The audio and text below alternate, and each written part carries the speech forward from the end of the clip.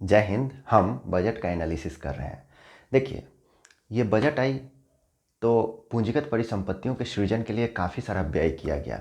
काफ़ी सारी ऐसी स्कीम आई जिसमें हम देख सकते हैं कि भारत के ग्रोथ को बढ़ावा मिलेगा फ्यूचर में।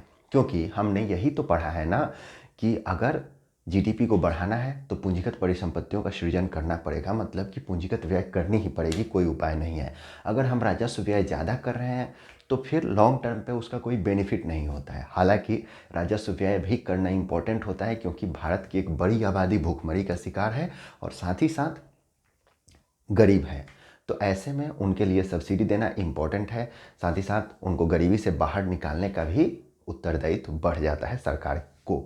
लेकिन अगर कुछ भी करें तो सबसे पहले सरकार के हाथ में पैसा होना चाहिए, और पैसे आने के लिए सरकार को क्या करनी पड़ेगी, तो ज़्यादा से ज़्यादा देश का ग्रोथ रेट बढ़ाना पड़ेगा, जीडीपी ग्रोथ रेट बढ़ाना पड़ेगा। और जीडीपी ग्रोथ रेट बढ़ाने के लिए क्या करना पड़ेगा, तो पूंजीगत परिसंपत्तियों के सृजन के लिए निवेश को आगे बढ़ाना पड़ेगा। कहने का मतलब है कि पूंजीगत व्यय करना पड़ेगा, ताकि पहले सरकार करेगी फिर प्राइवेट पार्टीज आएंगी। ठीक। तो बजट को काफ़ी अच्छा बोला जा रहा है सब लोगों के द्वारा। इनफैक्ट सी रंगराजन साहब ने भी बजट को काफ़ी अच्छा बोला, और साथ ही साथ मूडीज़ ने भी अभी हाल ही में बोला है कि भारत का बजट भारत के विकास को आगे बढ़ाएगा, भारत में ग्रोथ रेट को आगे बढ़ाएगा, विकास नहीं समृद्धि को आगे बढ़ाएगा, अगर सही से बोलें तो जीडीपी को आगे बढ़ाएगा। मूडीज़ ने बोला, सोचिए अच्छा बजट है तभी तो। लेकिन कुछ ऐसे इकोनॉमिस्ट भी हैं जो भारत को कि इस बजट को बोल रहे हैं कि शायद उतना अच्छा बजट नहीं रहा। उनका भी कहना भी सही है कुछ हद तक, क्योंकि वो चाह रहे हैं कि जब कोरोना में भारत की एक बड़ी आबादी गरीबी में चली गई और उनका जॉब लॉस हो गया, तो कहीं ना कहीं ग्रामीण क्षेत्रों में डिमांड कम हो गया। शहरी क्षेत्रों में भी हुआ लेकिन ग्रामीण क्षेत्रों में डिमांड कम हो गया, और सरकार की सबसे बड़ी प्राथमिकता ये होनी चाहिए कि उनका डिमांड बढ़ाए। अब डिमांड बढ़ाने के लिए करना क्या पड़ेगा, तो ग्रामीण क्षेत्र में अगर डिमांड बढ़ाना है तो फिर आप मनरेगा के बजट को बढ़ा दीजिए, पीएम किसान के तहत जो पैसा दे रहे हैं वो बढ़ाइए, फिर जो भी ये स्कीम चला रही हैं सोशल सिक्योरिटी के नाम पे वो बढ़ाइए। क्योंकि महंगाई बढ़ी है तो कहीं ना कहीं जो मनरेगा का पिछले साल बजट आवंटन हुआ था, और महंगाई के चलते अगर उतना भी होता, महंगाई बढ़ गई है और पिछले साल जितना भी होता तो उसकी वैल्यू कम हो जाती क्योंकि महंगाई बढ़ गई है। लेकिन उनका कहना ये है कि आपने तो पिछले साल के बराबर भी बजट मनरेगा में नहीं दिया, उससे भी कम कर लिया। तो कहीं ना कहीं ये ग्रामीण क्षेत्र की अर्थव्यवस्था के लिए ये सही नहीं है, और जो लोग गरीबी के चंगुल में फंसे हैं उनके लिए भी सही नहीं है। क्योंकि सरकार को व्यय करना चाहिए था, सामाजिक सुरक्षा के नाम पे अलग अलग तरीकों के व्यय करने चाहिए थे ताकि लोग गरीबी में ना फंसे। ये भी बात सही है, उनका भी कहना गलत नहीं है। लेकिन फिर भी सरकार ने जो बजट लाया है उसका कुछ नेगेटिव पॉइंट है, कुछ पॉजिटिव पॉइंट है। हमें बीच से लेके चलना है कि नेगेटिव भी ध्यान रखना है, पॉजिटिव भी ध्यान रखना है। पॉजिटिव तो हम लोग देख रहे हैं, पीएम गति शक्ति योजना हो, चाहे 5G स्पेक्ट्रम हो, चाहे जितनी भी चीज़ें हैं, वो जो फ्यूचर की चीज़ें हैं वो तो हम देख ही रहे हैं पॉजिटिव में। और निगेटिव में ध्यान रखना पड़ेगा कि सरकार क्या नहीं की है, इस बार के बजट में क्या करना चाहिए था। तो सरकार को जो भी सामाजिक सुरक्षा के नाम पे व्यय है उसको बढ़ाना चाहिए था। लेकिन हम जानते हैं कि सामाजिक सुरक्षा का व्यय राजस्व व्यय होता है, और राजस्व व्यय अधिकतर बार गैर विकासात्मक होता है। तो जब गैर विकासात्मक ये व्यय होगा तो जो भी हमारा बजट का अगर हम मैक्सिमम हिस्सा गैर विकासात्मक व्यय में, मतलब राजस्व व्यय में खर्च करेंगे, तो क्या होगा, लॉन्ग टर्म पे तो बेनिफिट आने से रहा, बेनिफिट नहीं होगा। हाँ, ये बात अलग है कि बहुत सारे लोगों को गरीबी में जाने से हम रोक सकते हैं, ये भी बात सही है। लेकिन सरकार क्या दूसरा पक्ष लेना चाह रही है, सरकार बोल रही है कि इकोनॉमी को पहले आगे बढ़ाइए। क्योंकि डेवलपमेंट का सबसे बेहतरीन जरिया ये है कि सरकार के पास ज़्यादा से ज़्यादा राजस्व है। ज़्यादा से ज़्यादा राजस्व कैसे आएगा, जब इकोनॉमी आगे बढ़ेगी, मतलब ग्रोथ रेट बढ़ेगा, समृद्धि बढ़ेगी, जीडीपी बढ़ेगा। तो ऐसे में जीडीपी को बढ़ाना है तो सरकार को पूंजीगत निवेश करने ही पड़ेंगे। तो सरकार कहीं ना कहीं से तो पैसा बचाएगी ना। कहाँ से बचाएगी, जो राजस्व व्यय है उसमें कटौती करेगी। क्योंकि सोचिए, अगर सरकार राजस्व व्यय को पूरी तरह से खोल दे, पूरी तरह से बढ़ा दे, साथ ही साथ अगर पूंजीगत व्यय को भी पूरी तरह से अगर सरकार बढ़ाना चाह रही है, तो कहीं ना कहीं सरकार को बाहर से अधिक उधारी लेनी पड़ेगी। और जब बाहर से अधिक सरकार उधारी लेगी तो कहीं ना कहीं राजकोषीय घाटा बढ़ता ही जाएगा। हालांकि अभी भी बढ़ रहा है लेकिन और ज़्यादा बढ़ेगा, और फिर उसके पीछे से बर्डन सरकार पे ही आएगा, तो एक बड़ा बोझ बढ़ जाएगा। तो ऐसे में अगर जीडीपी ग्रोथ करनी है तो सरकार को पूंजीगत निवेश बढ़ाने पड़ेंगे, और प्रॉब्लम तो होगी क्योंकि महामारी आई है। महामारी आई है तो प्रॉब्लम तो झेलनी ही पड़ेगी, लेकिन सरकार ने दूसरा कदम उठाया, ये सोच के उठाया कि हम जीडीपी ग्रोथ पे ज़्यादा से ज़्यादा फोकस करते हैं। साथ ही साथ जो सोशल सिक्योरिटी के नाम पे जो स्कीम चल रही है उसमें बढ़ावा नहीं दिया, कुछ कम की है सरकार ने। तो ये थोड़े करने चाहिए थे। तो ध्यान रखने वाली बात है, अगर क्रिटिकली एग्जामिन करना होगा बजट को, अगर क्रिटिकली एनालिसिस करना होगा बजट को, तो क्रिटिसाइज करने के लिए कुछ पॉइंट तो रहेंगे ना। पॉजिटिव में तो बहुत सारी चीज़ें पढ़ ली है, लेकिन निगेटिव में भी तो जरूरी है ना पढ़ना। तो निगेटिव में यही है, सरकार को मनरेगा का बजट बढ़ाना चाहिए था, पीएम किसान के तहत धन का आवंटन करना चाहिए था, सोशल सिक्योरिटी के नाम पे स्कीम में जो पैसा खर्च होता है उसको बढ़ाना चाहिए था, कुल मिला के ग्रामीण अर्थव्यवस्था को बढ़ाना चाहिए था, मतलब मांग को बढ़ाना चाहिए था, लेकिन सरकार नहीं की। लेकिन इससे सरकार की उपलब्धियां भी कम नहीं होती। जहां सरकार ने बजट पे जो खर्च किया वो भी अपने आप में बहुत अच्छी बात है, उस पर खर्च किया, उसकी भी तारीफ होनी चाहिए थी। और क्रिटिसाइज जो हो रहा है तो क्रिटिसिज्म तो है ही, तो तारीफ प्लस क्रिटिसिज्म दोनों को पढ़ के चलना है, बीच का रास्ता निकालना है कि सरकार कहाँ खर्च करना चाहिए था सरकार को और कहाँ पे सरकार ने अच्छा परफॉर्म की, दोनों को देख के चलना है। ठीक है, तो आज देखते हैं बजट में क्या है। ईज ऑफ डूइंग बिजनेस और ईज ऑफ लिविंग में उत्पादकता, संवर्धन एवं निवेश। ठीक, इसमें क्या है, ईज ऑफ डूइंग बिजनेस को कैसे आगे बढ़ाया जाएगा। तो सरकार ने कुछ स्टेप्स लिए हैं ताकि ईज ऑफ डूइंग बढ़ेगा। क्या है कि ईज ऑफ डूइंग बिजनेस जब बढ़ेगा ना, तो ज़्यादा से ज़्यादा अगर हमारी रैंकिंग लगातार सुधर रही है ईज ऑफ डूइंग बिजनेस में और आगे चल के और अच्छी रैंकिंग होगी हमारी, तो अच्छी रैंकिंग जब होगी तो निवेशक ज़्यादा से ज़्यादा विदेशों से और घरेलू भी ज़्यादा से ज़्यादा निवेश करना चाहेंगे इकोनॉमी में। जब इकोनॉमी में ज़्यादा से ज़्यादा निवेश करेंगे तो ज़्यादा से ज़्यादा लोगों को रोजगार मिलेगा। जब ज़्यादा से ज़्यादा, और सबसे बड़ी प्रॉब्लम यही है कि लोगों को रोजगार नहीं मिल रहा है, जब अधिक से अधिक लोगों को रोजगार मिलेगा तो इकोनॉमी का साइकिल चल पड़ेगा। लेकिन सरकार असल में सोशल सिक्योरिटी में भी व्यय करने चाहिए थे सरकार को, लेकिन सरकार नहीं की, क्योंकि सोशल सिक्योरिटी में अगर व्यय कर देती है तो फिर कैसे सब सुधारेगी, ये भी प्रॉब्लम है। फ्यूचर में लोगों को रोजगार कैसे मिलेगा, रोजगार जो घटती जा रही है, भारत की बहुत बड़ी समस्या हो गई है रोजगार घटना, ये भी तो देखना है ना, क्योंकि फ्यूचर में बहुत बड़ी प्रॉब्लम करने वाली है ये चीज़। तो सरकार को रोजगार को भी तो बढ़ावा देना है। आखिर कैसे रोजगार को बढ़ाएंगे, एक ही रास्ता तो है, पूंजीगत निवेश कीजिए, पूंजीगत व्यय कीजिए, यही रास्ता है। लोगों को रोजगार मिलेगा, लोगों के हाथ में पैसा आएगा। राजस्व व्यय से तो होगा नहीं, लेकिन राजस्व व्यय भी अपनी जगह इंपॉर्टेंट है, क्योंकि हम कुछ लोगों को बहुत सारे लोगों को गरीबी में जाने से रोक दिया, ये भी हमारी बहुत बड़ी उपलब्धि होगी। तो देखना है।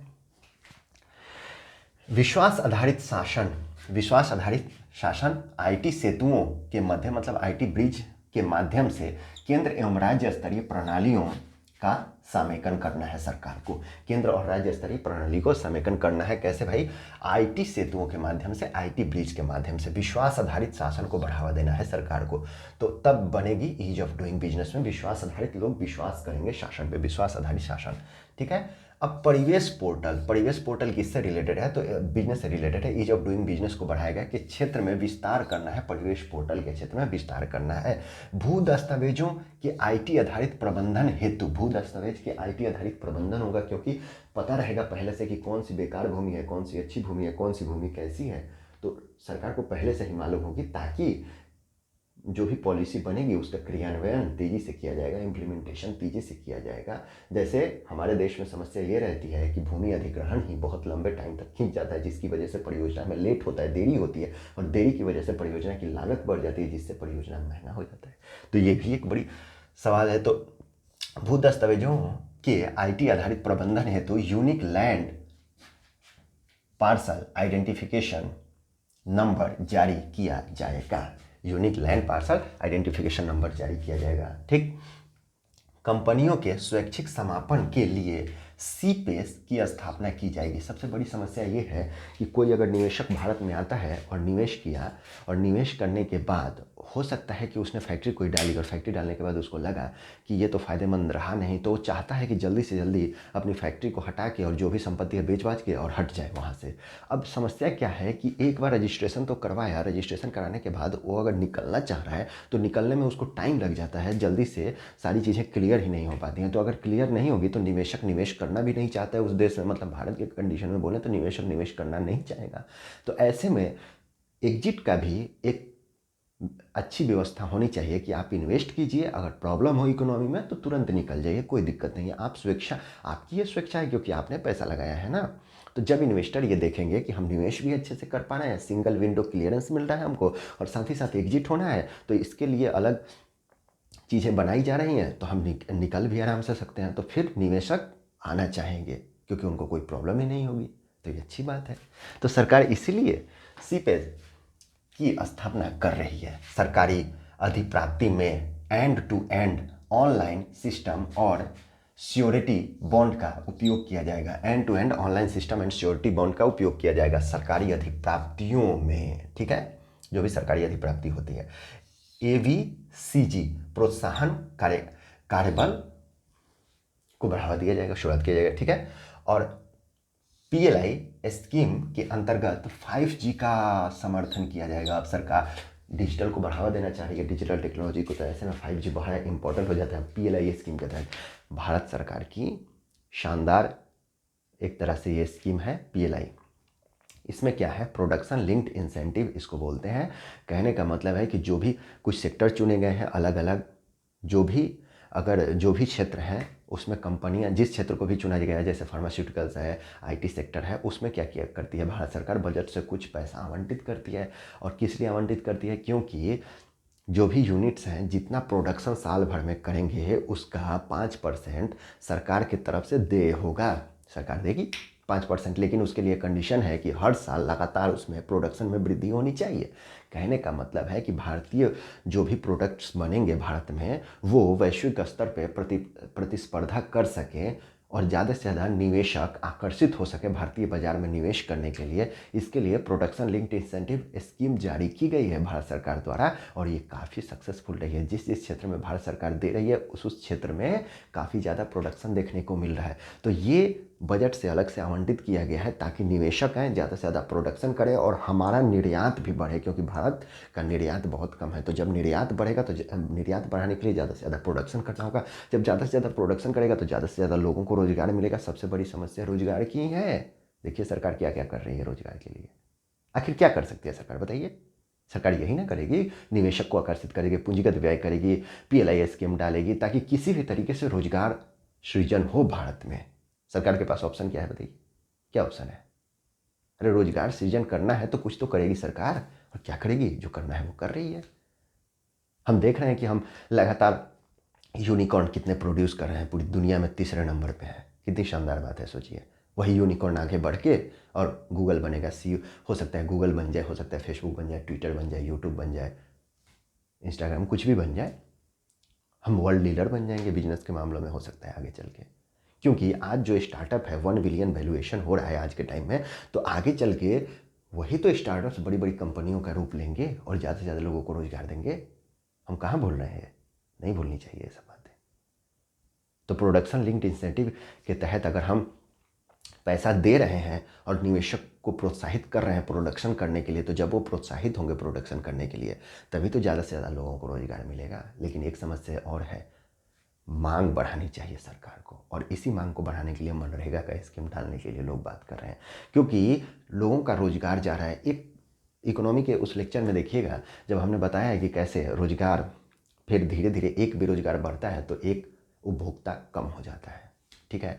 तो ऐसे में क्या होता है कि जैसे जैसे लोगों के पास रोजगार खत्म होगा वैसे वैसे प्रोडक्शन लिंक्ड इंसेंटिव भी दे रहे हैं ना, तो प्रोडक्शन तो होगा लेकिन उसकी डिमांड कम हो जाएगी। और इन्वेस्टर की आज की टाइम में बहुत बड़ी एक समस्या है कि उनके पास मार्केट में डिमांड नहीं है। वो देख रहे हैं कि मार्केट में प्रोडक्ट तो बना लेंगे लेकिन डिमांड कहाँ है। अब सरकार को डिमांड भी बढ़ानी चाहिए, उस पर भी फोकस करनी चाहिए। तो ग्रामीण क्षेत्र की डिमांड बढ़ाने के लिए और साथ ही साथ लोगों को गरीबी में जाने से रोकने के लिए बहुत सारे ऐसे इकोनॉमिस्ट हैं जो बोल रहे हैं कि सरकार का बजट शायद उतनी, मतलब सरकार के बजट को क्रिटिसाइज कर रहे हैं, बोल रहे हैं कि उतना अच्छा नहीं है क्योंकि मनरेगा के बजट को बढ़ाना चाहिए था और PM किसान के तहत लोगों को, किसानों को धन आवंटित करने चाहिए थे। ये सब बोल रहे हैं, लेकिन अब इकोनॉमी है ना, धीरे धीरे धीरे धीरे पटरी पे आएगी। बहुत सारी चीज़ें हैं इसमें, ठीक। अब क्या है, उद्योग और स्टार्टअप्स, उद्योग स्टार्टअप और एकेडमिया के लिए रक्षा अनुसंधान एवं विकास का प्रारंभ। उद्योग स्टार्टअप्स और एकेडमिया के लिए रक्षा अनुसंधान और विकास का प्रारंभ क्या मतलब कि इनोवेशन, रिसर्च और डेवलपमेंट में सरकार फोकस करिए, इनोवेशन में फोकस करिए रक्षा के क्षेत्र में, ठीक है। ईज ऑफ लिविंग, अब ये ईज ऑफ डूइंग हो गया। अब ईज ऑफ लिविंग, कैसे लोगों की लिविंग स्टैंडर्ड सुधरे, उसके लिए शहरों में क्या क्या विकासात्मक कार्य होने चाहिए, उसके लिए सरकार फोकस करे ईज ऑफ लिविंग पे। ईज ऑफ डूइंग पर क्या फोकस करिए, ताकि इकोनॉमी की हालत सुधरे। तो यहाँ रहने की स्थिति और यहाँ इकोनॉमी की स्थिति, भारत की मार्केट की स्थिति कैसे सुधरेगी। तो ईज ऑफ लिविंग की बात करें तो चिप युक्त ई पासपोर्ट जारी किया जाना है इस बार। मतलब कि पासपोर्ट में चिप लग जाएगा और इलेक्ट्रॉनिक पासपोर्ट होगा वो, ठीक है। भवन उप नियमों का आधुनिकीकरण, शहर नियोजन स्कीमों का क्रियान्वयन, शहर नियोजन स्कीम जो भी होंगे प्लानिंग, उसका क्रियान्वयन और संक्रमण उन्मुखी विकास, ट्रांजिशन जो भी होता है उन्मुखी विकास होगा। धीरे धीरे हम अगली मतलब क्या कहें कि अगले लेवल पे, मतलब अच्छे लेवल पे पहुंचेंगे। कहने का मतलब यह है कि संक्रमण उन्मुखी विकास को आगे बढ़ाना चाह रही है सरकार, ठीक है। शहरी नियोजन के लिए उत्कृष्टता केंद्रों की स्थापना करना चाहिए। शहरी नियोजन के लिए उत्कृष्टता केंद्रों की स्थापना करना चाहिए सरकार, इसमें करेगी। और शहरी क्षेत्रों में ये सब के सब ईज ऑफ लिविंग को बढ़ावा देंगे। शहरी क्षेत्रों में चार्जिंग स्टेशनों की स्थापना की जाएगी। अब देखिए चार्जिंग स्टेशन है, आपने इलेक्ट्रॉनिक बाइक ली, 30% सरकार का तो लक्ष्य है कि इलेक्ट्रॉनिक बाइक कर देगी टू व्हीलर। तो आपने इलेक्ट्रॉनिक बाइक ली और आप शहर में रह रहे हैं तो आपको तो प्रॉब्लम होगी, क्योंकि हर जगह चार्जिंग स्टेशन नहीं बन रहा है। तो सरकार ने क्या किया कि अब चार्जिंग स्टेशनों की स्थापना के विकल्प के रूप में, चार्जिंग स्टेशन तो की स्थापना तो करेगी ही, साथ में विकल्प के रूप में बैटरी स्वैपिंग नीति को लागू करना चाह रही है सरकार। कहने का मतलब है कि आप इलेक्ट्रिक बाइक लाइए, उसमें बैटरी जो डलेगी अगर डिस्चार्ज हो गई तो जैसे चार्जिंग स्टेशन पे जाके चार्ज करवा सकते हैं। अगर चार्जिंग स्टेशन अवेलेबल नहीं है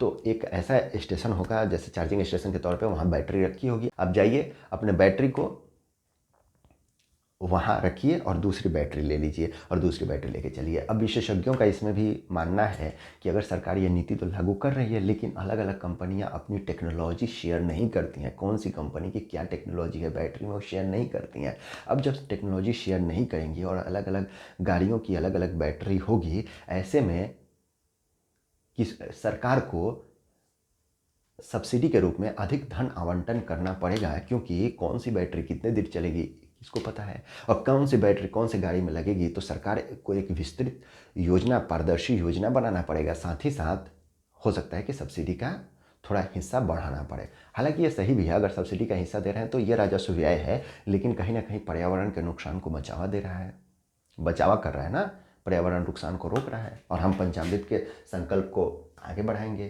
तो ऐसे में बैटरी स्वैपिंग नीति एक अच्छा कदम है, लेकिन अभी इस पे योजना बनना बाकी है कि कैसे होगा क्या होगा, क्योंकि काफ़ी पेचीदा लगता है देखने में, काफ़ी मतलब अजीब सा है, क्योंकि मतलब कंपनियां तो शेयर करती नहीं है अपनी टेक्नोलॉजी, और ऐसे में सरकार को तो फिर सब्सिडी देनी ही पड़ेगी। तो देखते हैं सरकार आगे क्या करती है। फिलहाल के लिए सरकार ने ये बोला है बजट में कि भाई बैटरी स्वैपिंग नीति हम आगे बढ़ाएंगे, बैटरी स्वैपिंग नीति को आगे बढ़ाएंगे, ठीक है।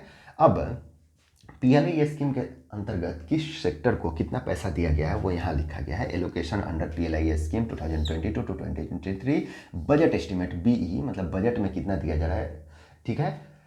बजट एस्टीमेट इन करोड़्स, ठीक है। तो 528 करोड़ दिया गया है किसको भाई, टेलीकॉम एंड नेटवर्किंग प्रोडक्ट्स को 528 करोड़ दिया गया है इस बजट में, ठीक है। उसके बाद 5300 करोड़ दिया गया है किसको भाई, लार्ज स्केल इलेक्ट्रॉनिक्स को, बड़े स्केल पे जो इलेक्ट्रॉनिक्स बनते हैं, और आईटी हार्डवेयर को। कहने का मतलब है कि आईटी इंडस्ट्री बूम करने वाली है, अच्छा इस साल परफॉर्म करने वाली, क्योंकि पीएलआई स्कीम सरकार पहले ही अधिक मात्रा में डाली है, क्योंकि सरकार का एक बड़ा लक्ष्य है आईटी सेक्टर को ग्रो करवाना, ठीक है। और 1629 करोड़ सरकार देगी किसके लिए भाई, फार्मास्यूटिकल्स प्रोडक्ट्स के लिए सरकार 1629 करोड़ रुपए देगी।